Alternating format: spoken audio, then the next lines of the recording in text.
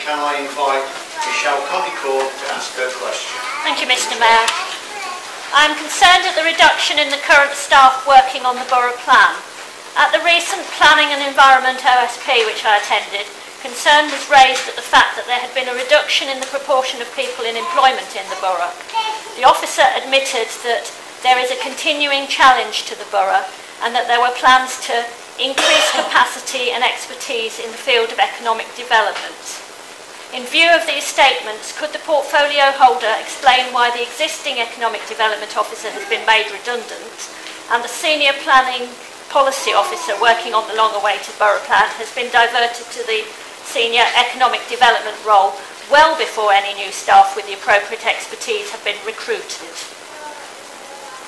Thank you. Could I ask Councillor Tony Lloyd to respond?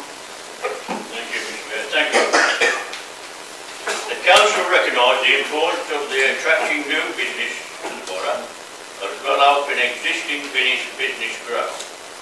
A restructure within the planning policy and economic development team has taken place in order to facilitate this. The restructure involved changes to job description of 2 posts within the team, as well as the creation of additional posts. One of the existing post holders chose not to take up the post and instead took voluntary redundancy. The recruitment process, the Economic Development Officer and Economic Development Assistant is currently taking place as a consequence. The changes will not have a negative impact on the borough plan. It will actually be beneficial to the achievement of the ambition and future of this borough. Thank you. Thank you, Councillor. Could I ask Mr. Alan Baxter to ask his question, please?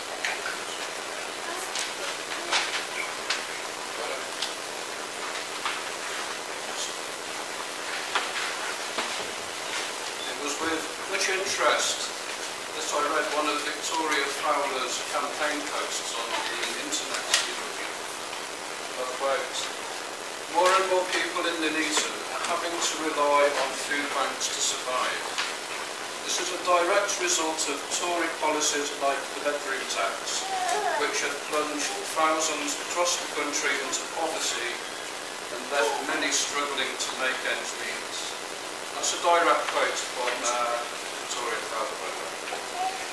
Now, I've struggled to square this statement from the Labour candidate against the policy of this Labour-dominated council in Nuneaton to charge the poorest people in the borough a minimum contribution of 20% of the full council tax for the property in which they live, whilst in other neighbouring boroughs such as Coventry and Stratford-upon-Avon, the poorest people are charged nothing. By their own candidates' words, Labour in Nuneaton are just as guilty as the Tories of helping to plunge people into poverty and into the food bank system by imposing this tax upon the poorest in the borough, when plainly it is possible not to tax them at all.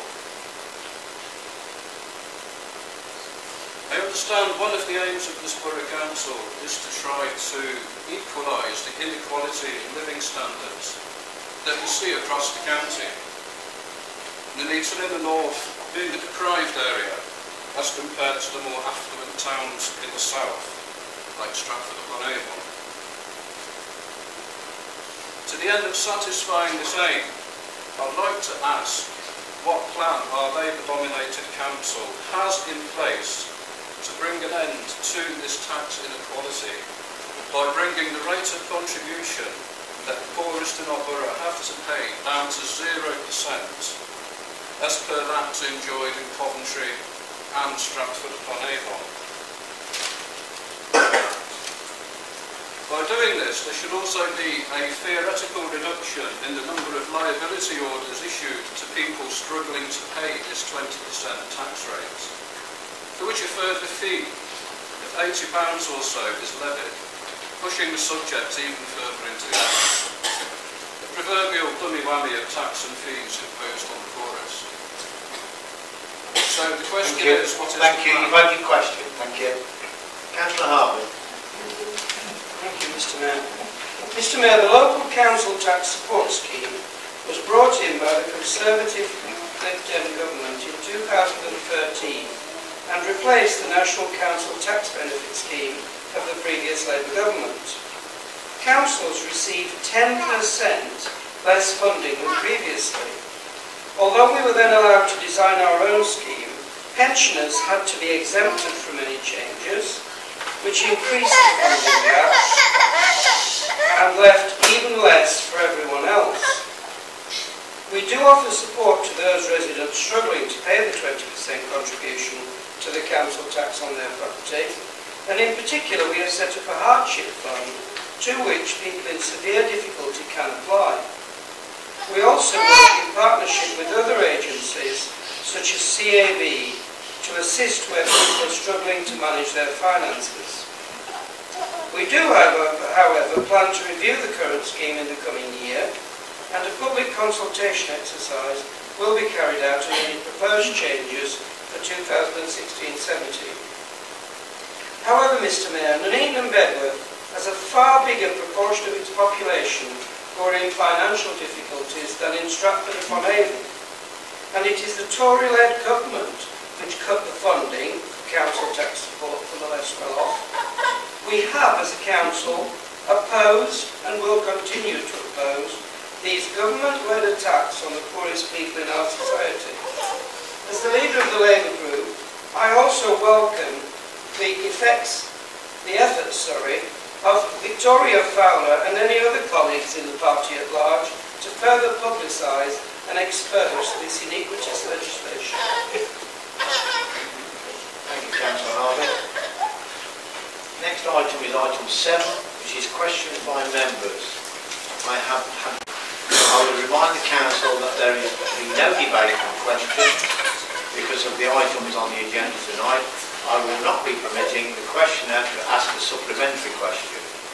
I consider it more important to deal with the budget items on the agenda, which I'm sure will be of more interest to the press and the general public. That being the case, I would invite Councillor Hickling to ask his question. Thank you, Mr Mayor. Could the leader please explain the decision-making process for allocation of housing numbers in the Nuneaton Bedworth, and if any of these meetings are secret? Councillor Harvey. Mr Mayor, as is set out in the National Planning Policy Framework, local authorities are required to use an evidence-based approach to identify the objectively assessed housing need for their housing market area. They are under a duty to cooperate with surrounding authorities to ensure that the housing need is met. Reflecting this, Nuneaton and Bedworth worked with the rest of the Warwickshire districts and the City of Coventry to commission a strategic housing market assessment to provide that evidence.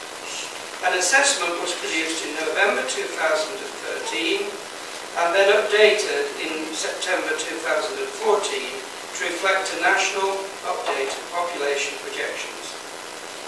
The findings of the assessment were reported to a meeting of the Shadow Economic Prosperity Board, which represents all of Warwickshire, Coventry and Hinckley, on the 10th of October. The meeting, which I chaired, was held here in this council chamber, in public, not in private. The findings were again discussed by the board at a meeting in Stratford on the 21st of November. The reason being, Mr Mayor, that as chair, I objected to the way a paper was circulated from another authority in the middle of the meeting. That meeting in Stratford was attended by Councillor Jackson to represent this authority. They were brought to the Cabinet meeting here on the 4th of February 2015. All of these meetings were held in public, and there were members of the public present at all 3 meetings. I can assure Councillor Hickling that there were no secret meetings, and any such assertions that he may have heard or read are totally false. Thank you, Councillor. Can I call on Councillor Condicorn to ask his question? Thank you, Mr Mayor. This is on a related topic. It's to the Leader of the Council.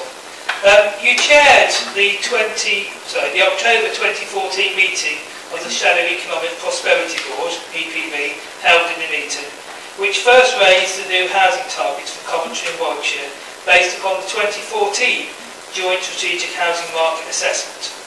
You quite rightly refused to be bounced into accepting 495 homes per year as a target, and you said the committee couldn't direct the individual authorities on housing numbers. At the November meeting in Stratford-upon-Avon, our borough was represented by Councillor Jackson. She agreed with the represented report on housing numbers, as this safeguarded individual authorities within the group to make their own decisions. We were then told at the Cabinet meeting on the 4th of February 2015 that the Council could not make its own decision on housing numbers and had to accept the increased numbers under the duty to cooperate.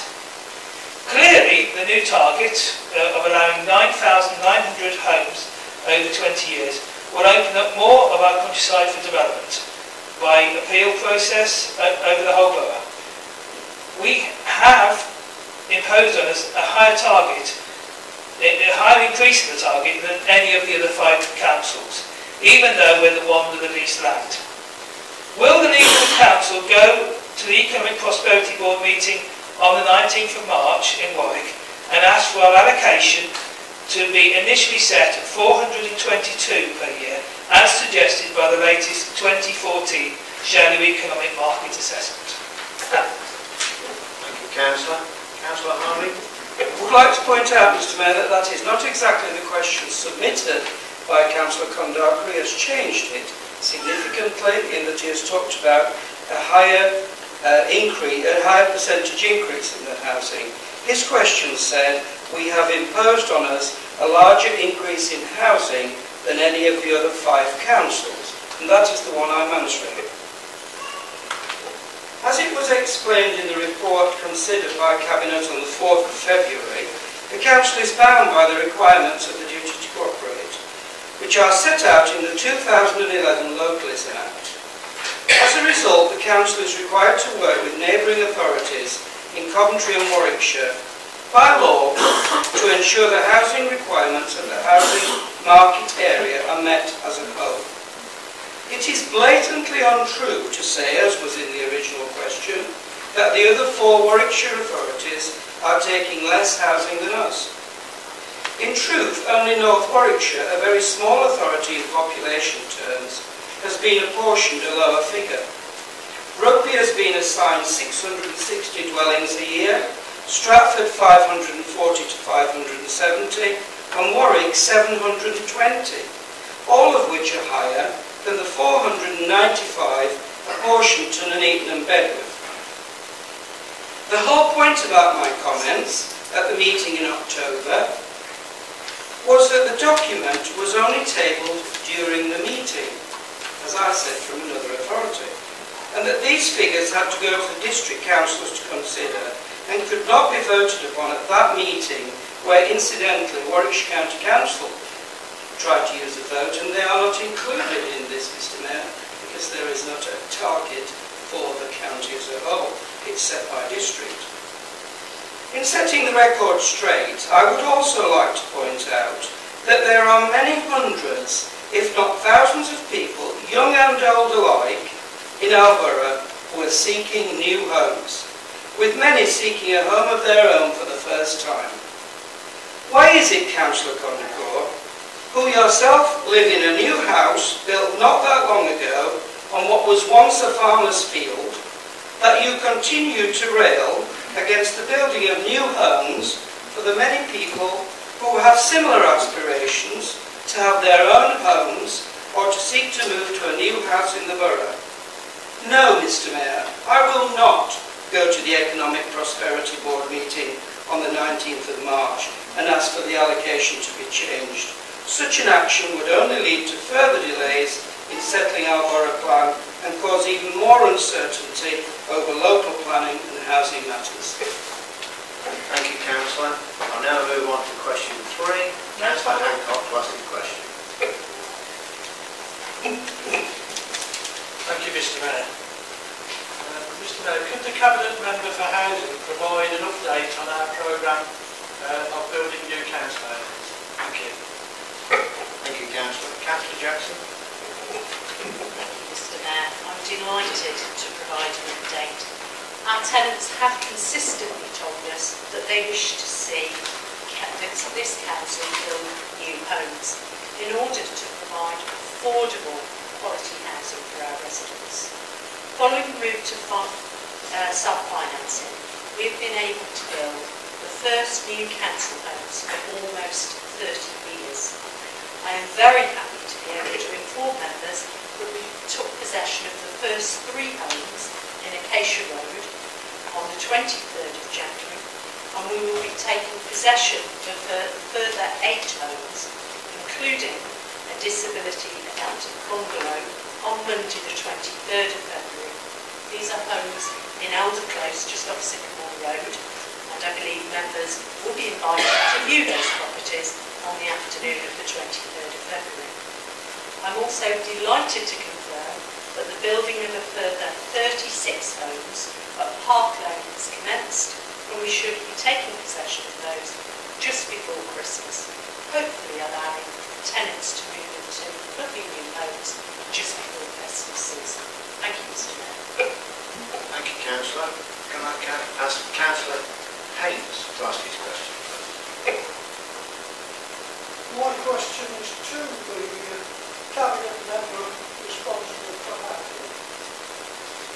Could the Cabinet Member please inform me what problem the extensive cuts in the supporting people's budget, which was agreed recently by the Conservative Liberal Democrat coalition at the County Council, what they will have on the services provided by this council, especially with regard to sheltered and very sheltered accommodation. Thank you, Councillor. Councillor Jackson. Thank you, Mr Mayor. The cuts to the supporting people budget have been significant. In the financial year 2014-15, the budget totaled £8.6 million for all housing related support across Warwickshire. Whilst the County Council has amended the level of the future year's budget to £3.75 million, just some 300k more than was originally announced, this is still almost a 50% reduction in the budget. And this budget supports some of the most vulnerable people in our community. Clearly, that level of reduction, some 50%, will impact the services currently funded from the supporting people budget. And those services include support to homeless people, people with mental health issues, as well as older people. At this point in time, there is no clarity from the County Council in regard to what the specification of the services will look like. So it will be very difficult, Councillor Haynes, for me to predict the actual impact these cuts will have on the residents of our sheltered and very sheltered accommodation. Thank you, Councillor. Can I ask Councillor Wilson to ask this question? Thank you, Mr Mayor. My question is to the portfolio holder for planning and development. Given the lack of backing from Warwickshire County Council for the Golf Drive Relief Road and his apparent U-turn at Cabinet, would he confirm for the residents of Whitestone once and for all that the proposal is dead and buried and will be removed from the draft borough plan with immediate effect? Thank you, Mr Mayor. Thank you, Councillor. Can I ask Councillor Tony Lloyd to respond? Yes, certainly. Discussions regarding the infrastructure requirements associated with the borough plan are ongoing with Warwickshire County Council. Ahead of any final decision regarding the location of future development, it is premature to make any statements about what may or may not be needed. The Borough Plan Working Party continues to work on the details of the plan, which will be subject to public consultation later in the year. Thank you, Councillor. I'm going to move on to item 8.